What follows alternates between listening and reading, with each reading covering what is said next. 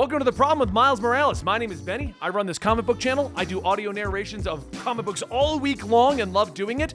And I also love telling you a brief rundown of a character's history and then what I find to be the problem with them in the modern day. Today we're going to talk about Miles Morales. But before we get into that, if you like this on-screen discussion kind of video, I wanted to let you know that we made a channel called Comicstorian. I read a lot of manga and I like to talk about it. So I made a channel in which I'm discussing all the current manga that I'm reading. One of which is One Piece. I'm reading it from the very beginning for the first time ever, and I'm putting up my reactions to every chapter, so if you enjoy that type of content, click Comicstorian down below, and I'll see you guys over there. But let's get into Miles Morales. Now, Miles Morales was a weird creation. I'm not gonna lie. In 2011, the internet wasn't nearly as big. I didn't even own a Twitter. I didn't go on Reddit, I didn't go on forums, and Miles Morales seemed to have, from what I could tell, a very warm welcome. Everyone enjoyed him arriving in the Ultimate Universe. Of course, there was some backlash, because there always is with that kind of a replacement, but Miles was well received. So was Robbie Reyes back then, you know, when they replaced Ghost Rider with the new Robbie with the car, and I thought that was awesome, but that's a different video for another day. We need them to make something involving Robbie Reyes, then I can make a video involving Robbie Reyes and why he's good, but not truly Ghost Rider. It's like a whole different video, but no one's gonna watch it unless they do something with a Ghost Rider and something. Okay, mini ran over. Miles Morales. In this day and age, anytime a character gets replaced or they get swapped out for a female character, a younger character, or a minority character, everyone wants to turn it into some giant, stupid political argument. The right wants to argue that it's all a problem, the left wants to argue that this is what we need, and all it does is drive more media to talk about it to get people to go buy the comics. Miles Morales generally got a warm reception, and it was 2011, and they literally killed Peter Parker and replaced him with Miles. Now that worked, but Marvel broke Miles Morales in 2016. So in order for me to explain what happened, let's go back to the beginning of the 2000s. Marvel Comics was overly convoluted. It still is to this day, but Marvel was aware of the problem. In order to get involved in reading a Spider-Man comic book right around the time of the Tobey Maguire Spider-Man movies, you would have to know so much history involving Spider-Man. This would have been in the heels of like the Clone Conspiracy, or no, Clone Saga. Clone Conspiracy is much later. Clone Saga. So you would have to understand Mary Jane, Gwen Stacy, Ben Reilly, Kane, the Jackal, Doc Ock, the Sinister Six, all of their origins and all that other stuff. Tobey Maguire was coming out with his movies, the Spider-Man movies. People wanted to get into Spider-Man. So the easiest answer Marvel had the idea for was to create the Ultimate Universe. The Ultimate Universe was a less convoluted, less problematic beginning for all of the superheroes, where they could take the well-known superheroes such as Wolverine, Captain America, and Spider-Man, give them brand new origins, put them in a different universe while maintaining the 616 universe alongside it.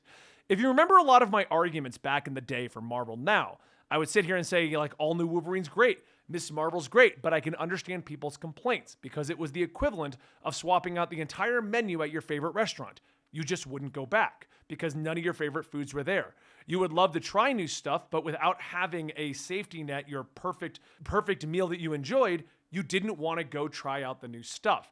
And that's kind of what happened with Marvel now. There was a lot of backlash to the changeovers happening in Marvel because there was no status quo to go back to. You couldn't read Laura Kinney Wolverine and then not like it because there was no other Wolverine to go read.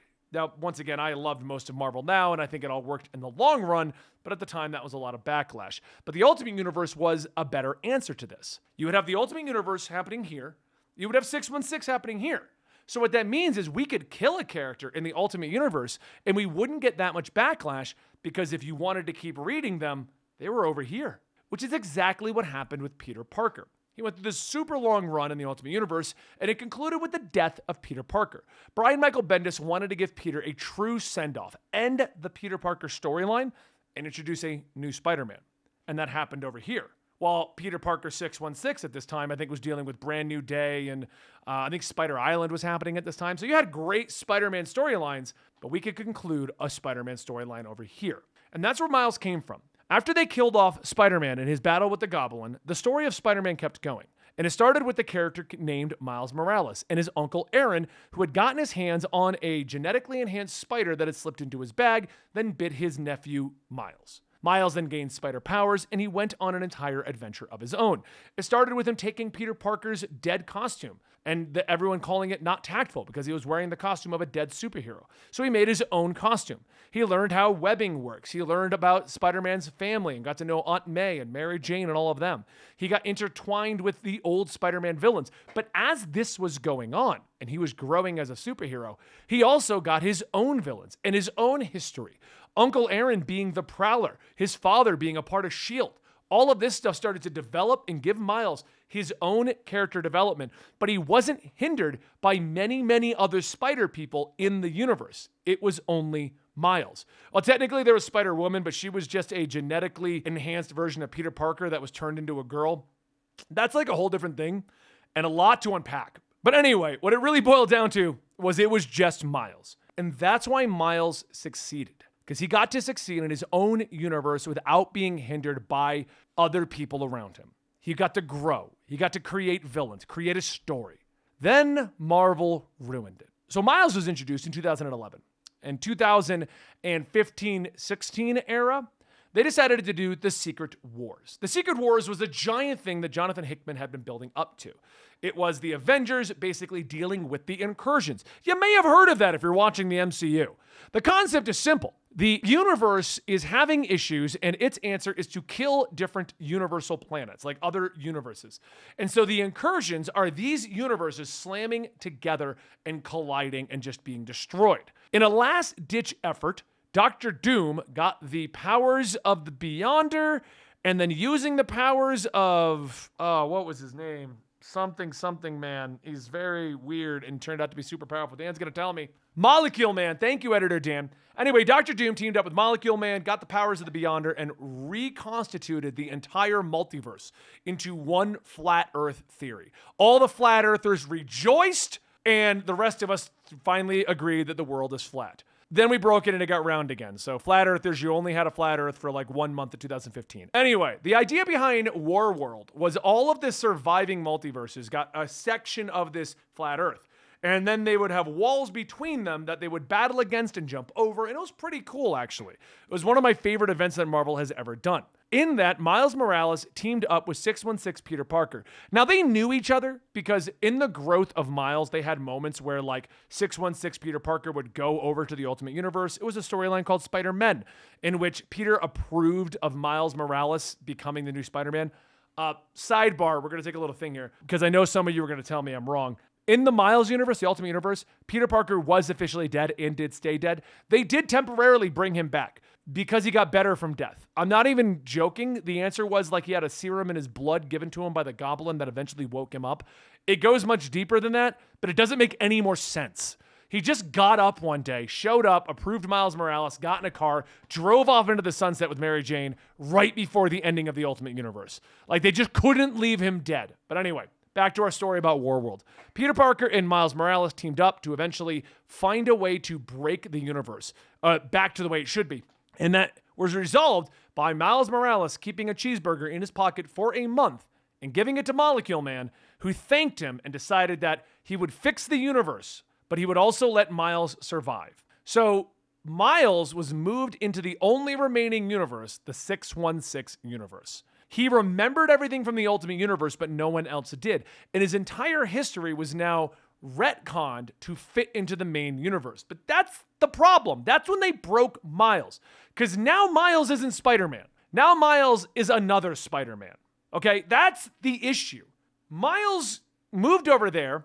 Peter Parker never died. He's not Peter Parker's sidekick. We've just kind of ignored that. They just kind of teamed up a few times, and that's where he decided to become Spider-Man.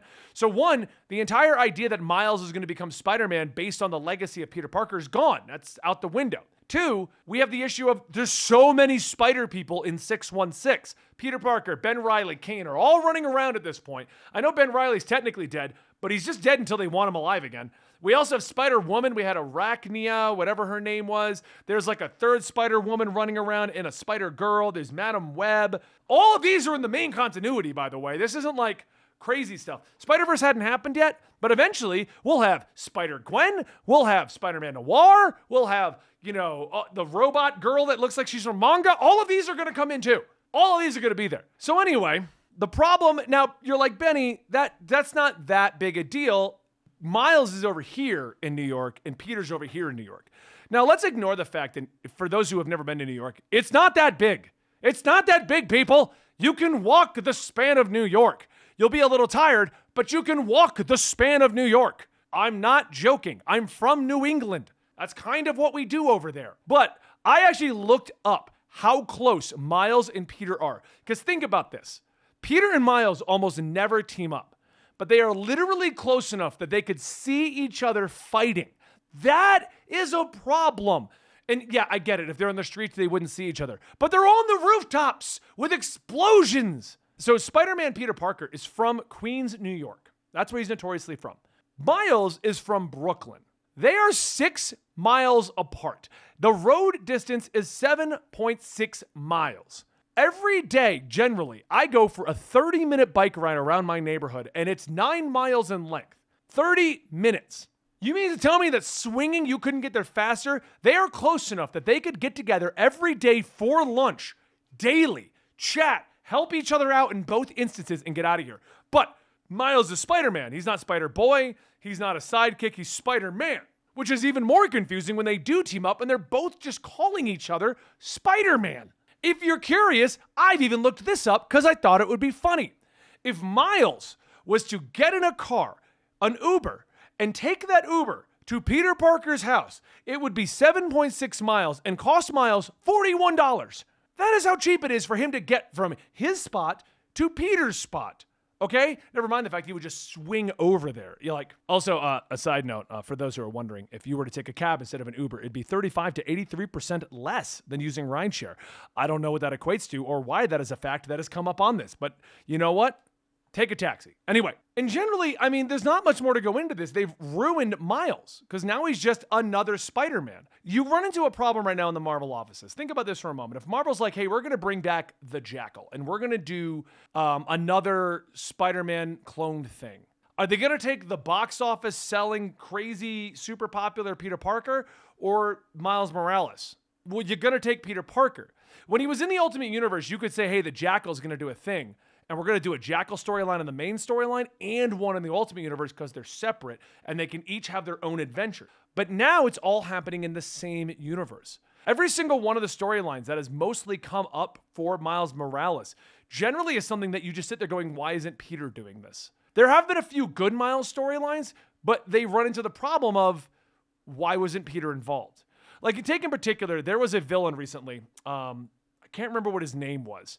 But he basically was running assessments on Miles Morales. He was testing him because he wanted to see how he stood out from Peter Parker. Great solo storyline. And this is where my problem comes in. It was a great storyline, and Miles was captured. He was captured for like a month, I think. It was at least a couple of weeks, but he was gone, removed from the map and captured by the assessor. I think that's what he was, the assessor. Dan, not if I'm right. They gave me a thumbs up. For those who are wondering, producer Dan and editor Dan are the exact same person. It's just depending on what his job is. The assessor, he kidnapped Miles and he removed him for a month. You know who showed up and got involved in that eventually? Iron Man. Iron Man doesn't live in New York. So Peter is about 15 to 20 minutes away from Miles. And he's not aware that his co-Spider-Man is missing. Completely missing. It's not even mentioned in the Spider-Man book where Peter's like, hey, Mary Jane, I gotta go take care of such and such. By the way, have we heard from Miles? Miles is just like gone. Like that's the problem. That's the issue. That's what they've created. Then to make matters worse, because they want Spider-Man, Miles, they want him to be Spider-Man. They don't want him to be a sidekick or rely on Peter. He gets back. He gets out of that, right? He gets away from the assessor and he's been missing. His family's upset. He doesn't tell Peter. He doesn't go tell Peter about this guy that kidnapped him and ran tests on him as a spider person. He doesn't do it to warn Peter. He doesn't do it to talk to his mentor about, hey, I've been missing. No, eventually, I don't remember the storyline, but he teamed up with Tony Stark where he mentioned the assessor to Tony, and Tony got mad because a kid was kidnapped, and Tony gets involved. They're trying so hard to keep Miles over here and Peter over here, but they've got them literally 15 minutes apart in the city, and it doesn't make sense. If anything, move Miles to California. or move Peter to California. They'll never do that because Peter's known for being from Queens. But they've got them too close, and that only works when they're in separate universes. That's the major issue. Marvel's aware of this. If you didn't know, there was a time period, I want to say around 2018, 2019, shortly after the merger, where they realized having two guys named Spider-Man would be slightly confusing for an average reader. Never mind the long-term readers that want to know why these two aren't teaming up. If you went through, they were trying to change Miles' name to Iraq Kid. It was in like some video games, like the mobile games. It was like, here comes Iraq Kid and things like that. They've also tried that with Spider-Gwen because Spider-Gwen's not a superhero name. She shows up as Ghost Spider and a lot of stuff. But at least Ghost Spider has kind of half stuck. Like it does kind of crop up occasionally, even if the books are still called Spider-Gwen. Iraq Kid just vanished. Iraq Kid's not a thing. He's just Spider-Man, Miles Morales. Could you imagine the video game, the PlayStation 5 one? Miles Morales Spider-Man or Spider-Man Miles Morales, whatever it was called. Iraq Kid would not have sold. And if you're wondering why they don't just make Miles the sidekick of Peter, because it's a very good question, because Peter in the current timeline is between 30 and 40 and Miles is between like 15 and 20. So the whole sidekick thing would work. Brian Michael Bendis' big mandate is that Miles will never be a sidekick. Miles is Spider-Man, which once again worked in the Ultimate Universe. The movies are based on that, by the way. The movies, Across the Spider-Verse, Into the Spider-Verse, that universe is one where Peter died. So Miles can step up truly to be the hero of New York. But if you're wondering, that's what happened. Brian Michael Bendis mandated that, and then because of that, he got so cemented as Spider-Man, they couldn't even make him a Rat Kid. Never mind turning him into a sidekick. It's so big that Dan Slott has recently announced a Spider-Man sidekick. I don't know if he's real or not, or what the deal is. He comes out in issue 7 of the new Dan Slott run, but basically the concept of Spider-Man getting a sidekick is going to happen, and we're just ignoring Miles, who is 15 minutes away. 15, guys. At this point, I'm just going to rant and probably just remember random facts about things I've seen on Twitter or stuff going on. But that's the problem with Miles Morales. That's why I love Into the Spider-Verse and Across the Spider-Verse, because they decided to go with the timeline in which Peter dies. And then they gave us another Peter Parker to teach Miles a lesson. And that Peter B. Parker went elsewhere. So Miles gets to be the superhero of his universe. But that's it. That's the problem. And what do you think? Let me know in the comments down below. I think Spider-Man, Miles Morales, worked amazingly in the Ultimate Universe. And if we got him farther away from Peter so that the easy excuse is that they're too far away to work together, perfect. But when they're literally 15 minutes away, it's one of those things that we have to ignore. Like, let's just bring up a great example. Why doesn't Superman help Batman? The answer is that Batman tells Superman that this is my city and you're not allowed here. If you look at the real world locations of Metropolis and Gotham as they have been documented, they are a river apart. This isn't a joke. Metropolis is like right outside of New York, and Gotham is in New Jersey. So when you start to think about it, Superman can see through walls. Why is Batman losing Gotham regularly? On top of that, when they take over Gotham, why don't they just go to Metropolis? It's right over the river. And that's the problem with Miles and Peter. Miles is missing for a month, and Peter doesn't even text him, hey, you want to get a bite to eat? But whatever. That's the problem with Miles. They not letting him grow properly where he is. And I've said this for a while. I've just never made a direct video on it. But the fact that trailer dropped yesterday felt like the best time to finally put these thoughts into a video, didn't it? Also, that trailer's amazing. Let me know your thoughts down below, and I will see you guys next time right here at The Problem With. I'm looking at, right now on our list of Problem With videos for people who want to know what we're looking at doing. Thinking about talking about Nightwing and why Winter Soldier's better than my favorite superhero, Red Hood. But, argue about that later. I'll see you guys next time right here.